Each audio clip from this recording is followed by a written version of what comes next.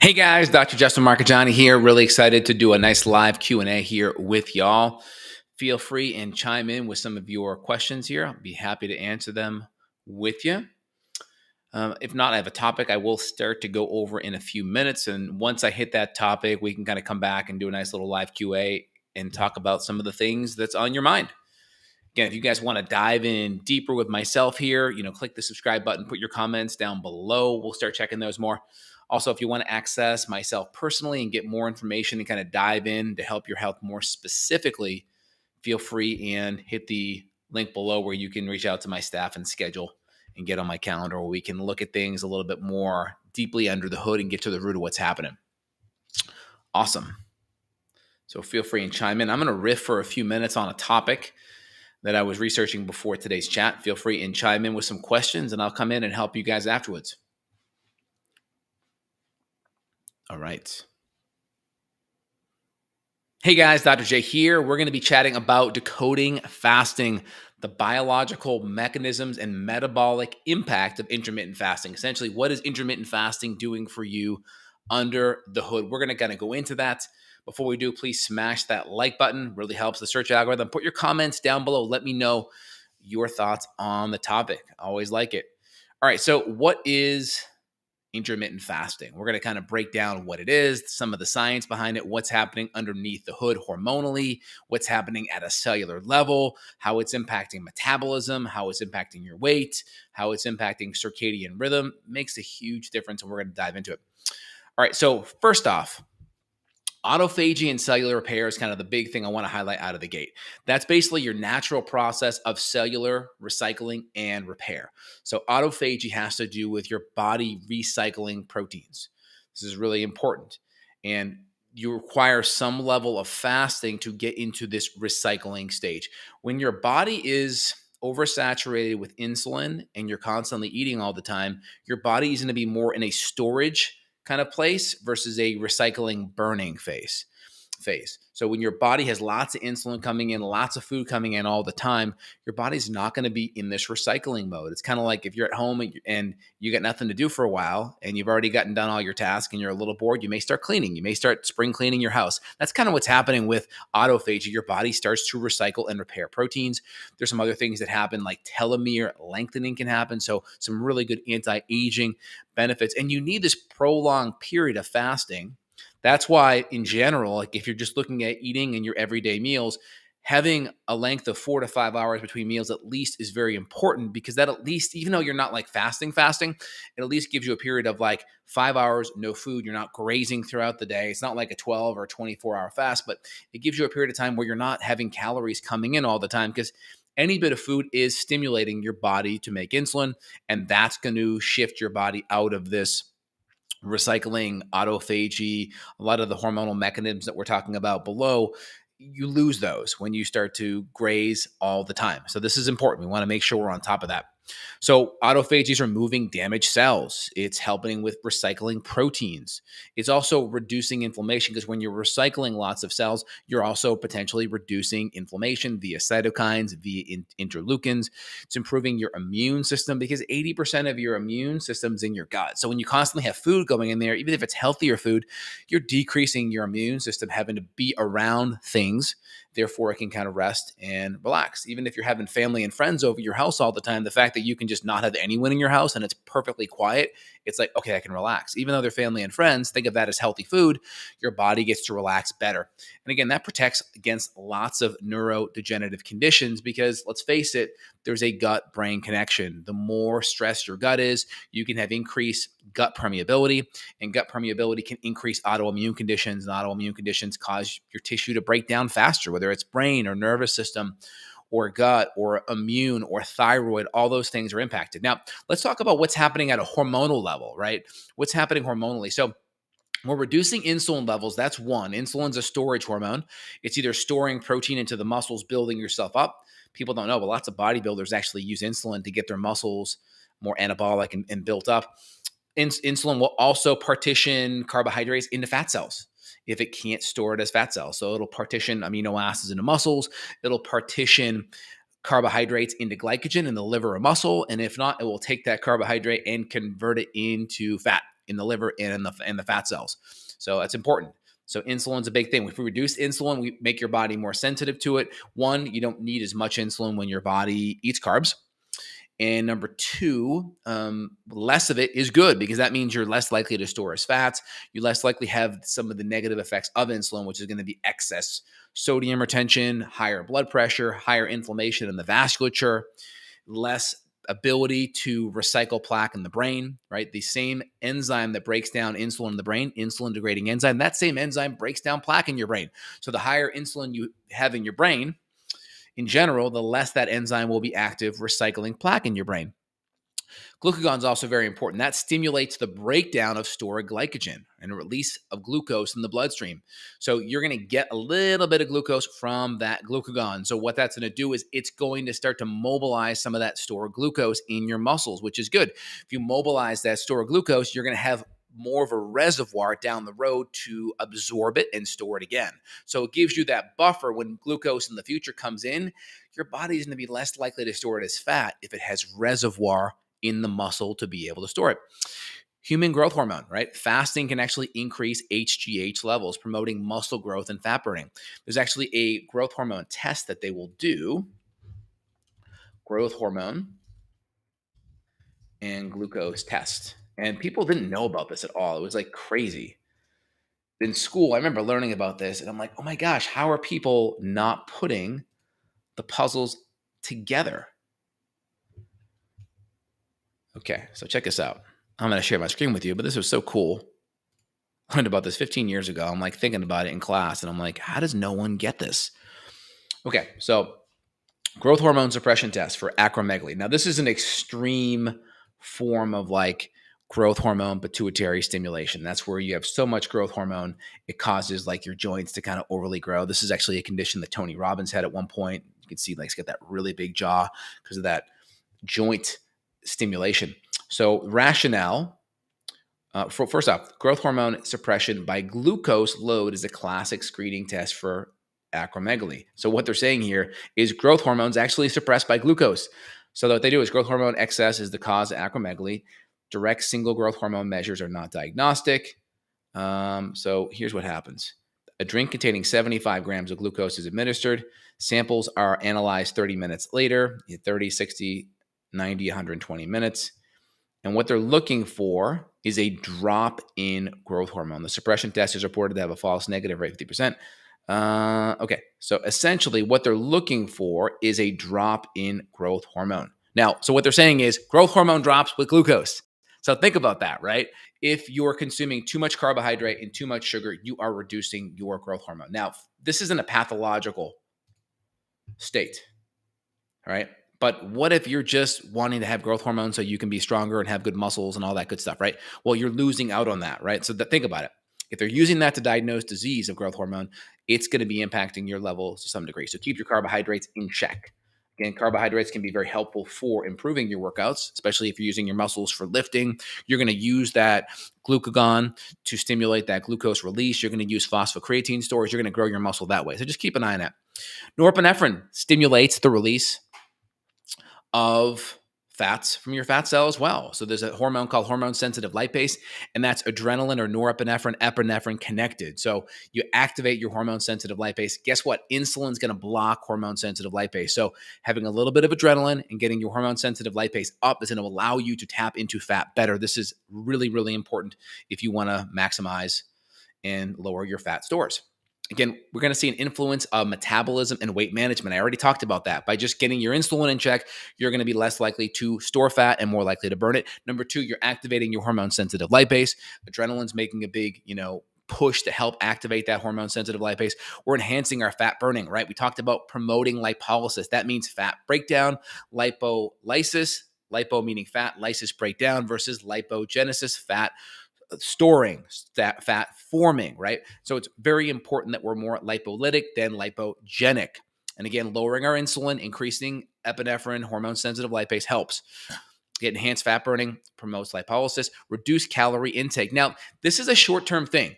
So here's the deal. If you're consuming calories too little calories. You're under consuming calories overall. You're eventually going to get hungry, and guess what? You're going to eventually overeat, and your cravings will take you over, and you'll eventually probably eat crap because most people don't eat good foods when they're overly hungry. They eat junky foods. So in general, you want to, when you're intermittent fasting, still consume enough calories during your food window. We'll talk about that in a minute. But in general, if you were to do like a 24-hour fast, obviously you're getting no calories, no nutrients during that time frame. That's going to be a short-term kind of clean out, enhancing the autophagy, enhancing some of these benefits, but it's not something that you can incorporate day in, day out. And if you do that overall, what's the difference between that and, let's say, an eating disorder, that and anorexia? It's basically the same thing. But if you're doing it therapeutically, you understand big picture, it's not sustainable, and it's a short-term kind of clean out to help your body and your mitochondria work better in the short run, which is fine. And so preservation of muscle mass. Fasting may preserve muscle mass better than traditionally caloric restricted diets due to increasing the HGH and protein sparing effects.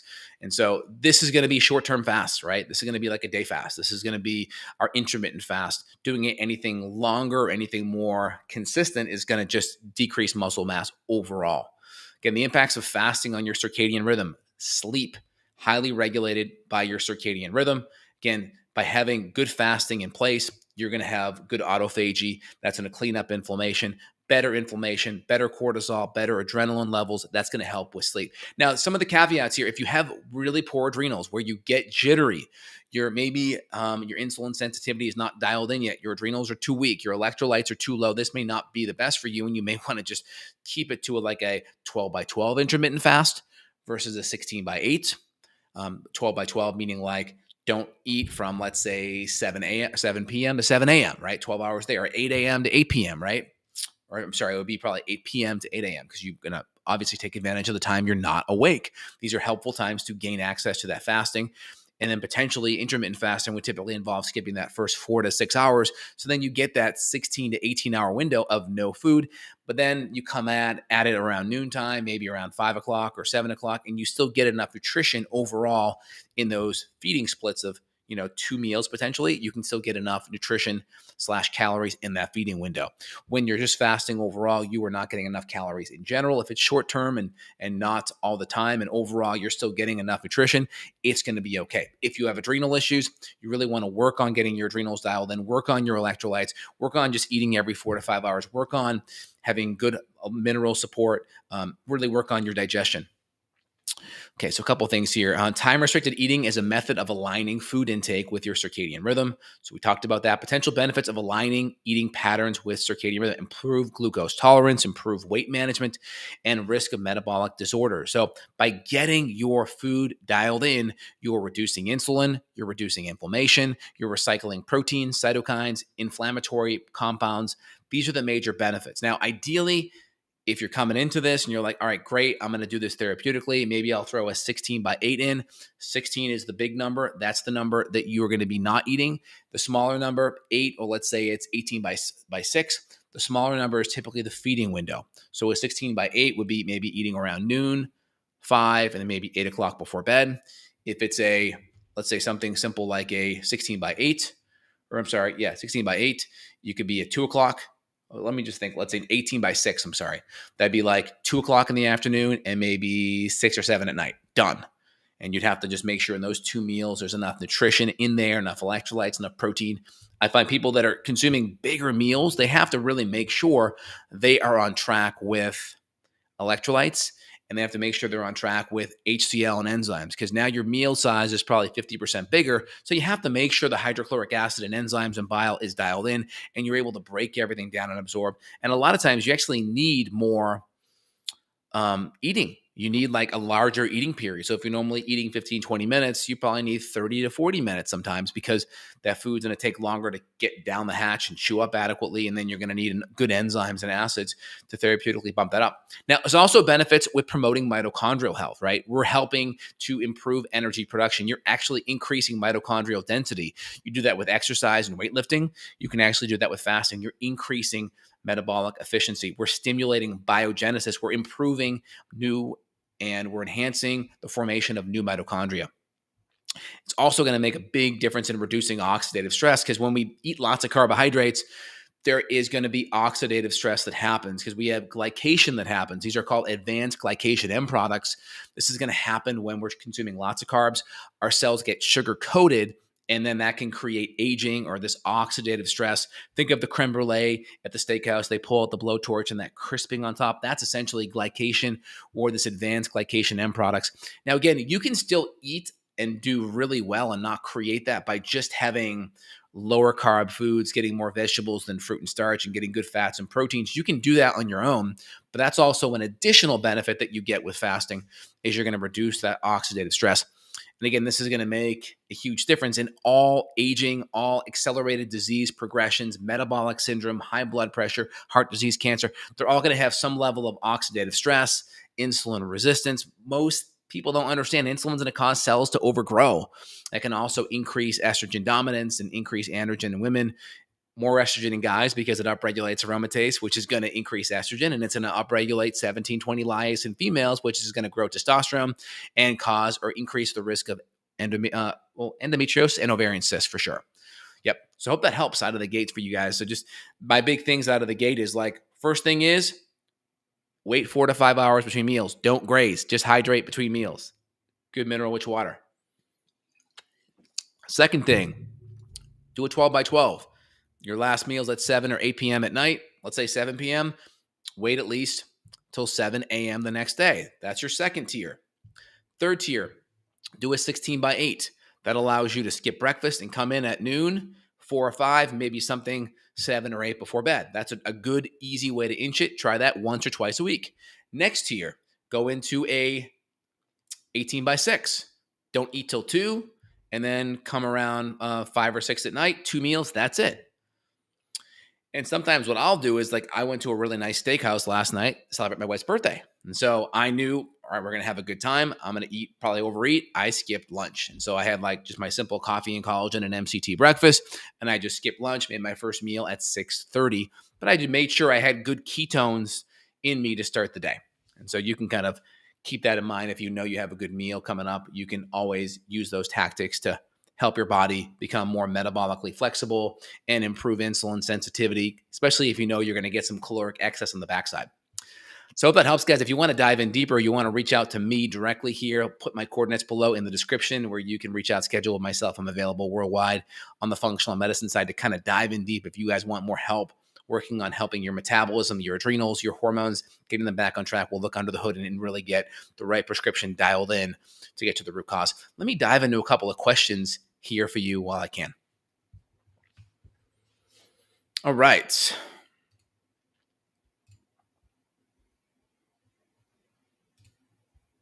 All right.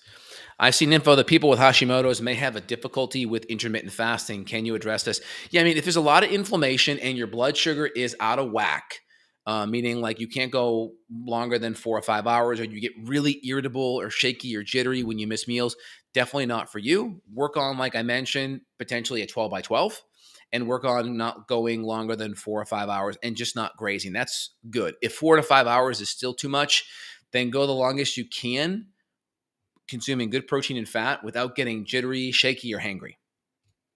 Great questions, though. The problem is it's like people look at it. Let me give you an example with exercise. If exercise is great, why shouldn't everyone do CrossFit? We'll take someone who has lots of inflammation and overweight. If you put them in CrossFit, they would just get beaten up. So you got to make the recommendation where that person is.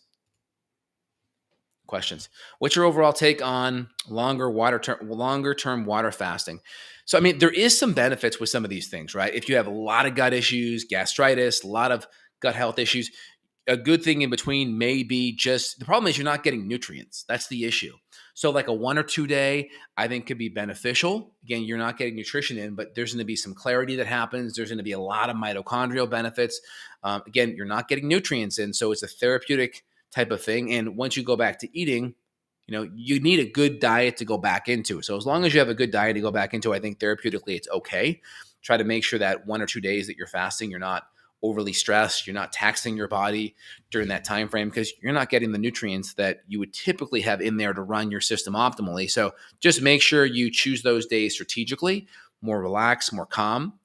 I think 2 to 3 days on the long end would be, I think, okay. Anything longer than that, you just got to be careful. You got to make sure your gut health is, you got to make sure your overall adrenal and endocrine health is dialed in. Now, with someone having a lot of digestive issues, I think a day or two is fine.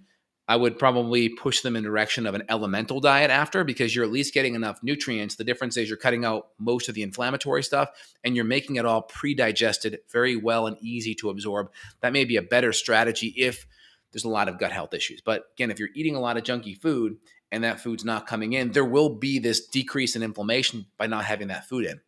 Ideally, we want to switch to now having super healthy food and easy to digest food, so we're not putting more stress on our body after the fact. Great question. Would you treat methane if it's in the large bowel and not SIBO? What levels would you like to see on a lactulose breath test, below 10 or 3? So you'll never really, so if you're saying methane in the large bowel, I think what you're alluding to is on a breath test, on a lactulose breath test, typically that cutoff point is 2 hours. After 2 hours, you're typically going to see a spike that would naturally happen with hydrogen or methane in the colon, because that bacteria that would feed those gases would typically reside in the colon. With SIBO, you're having this migration of bacteria from the colon into the small intestine. So you would see the bump in methane or hydrogen inside of 2 hours, which is typically going to tell you that, hey, that bacteria is probably in the wrong spot. It would just depend upon where someone is with their symptoms. I would also want to look at just the overall gut test in general. I want to look at all the bacteria on a high quality stool test to see if it's out of whack, to see how high it is, because you're just measuring things indirectly. And so I want to look at where everything else sits on a good quality stool test before I'd make that conclusion. And also I'd want to see where they're at clinically. And this is why I don't just jump on the breath test as my first line of defense, because it's too indirect. I don't know what bacteria I'm dealing with. I don't know to what degree. And also I want to look at the overall function of their tummy, their gut function. Are they able to digest and break down things? Are they able to have good motility and move food along? All that matters. So I want to look at the overall function of where that person sits too. Do you think one should change up their intermittent fasting window as a lifestyle, much like you were mentioning? Yeah. The problem is if people live on intermittent fasting, your body is just going to adapt to it. So it's something you should put in there 1 or 2 times a week. I think is good. I think throw in a 12 by 12 most of the time. And if you can't handle that, then just at least go try to do a 4 to 5 hours and don't graze between meals. I can't tell you how many women I see that are just constantly grazing. And it's like, man, it's going to be really hard to lose weight if you're constantly grazing, unless you're just an ectomorph and have really high metabolism. So you just got to be careful with that. I think it's good to throw 1 to 2 days a week. If you know you're going to go out to eat, 1 night a week, maybe skip that lunch, do an intermittent fasting thing during the day, and just say, I'm going to come in with a little bit more nutrition and calories at nighttime, kind of do a carb backloading thing, so to speak, carb backload a little bit more, and then skip that midday, and then get a little feeding fasting window more midday as well. That's a good option, especially if you know you're going to have a good meal that night. It's easy to look forward to it and kind of get motivated as well. So I hope you guys enjoyed today's video. If you did, let me know. If you want to reach out to myself and my staff, we're here to help you out. If you want to dive in deeper, there'll be links below where you can reach out and get my coordinates below and connect. All right, you guys have a phenomenal day. Take care, y'all. Bye now.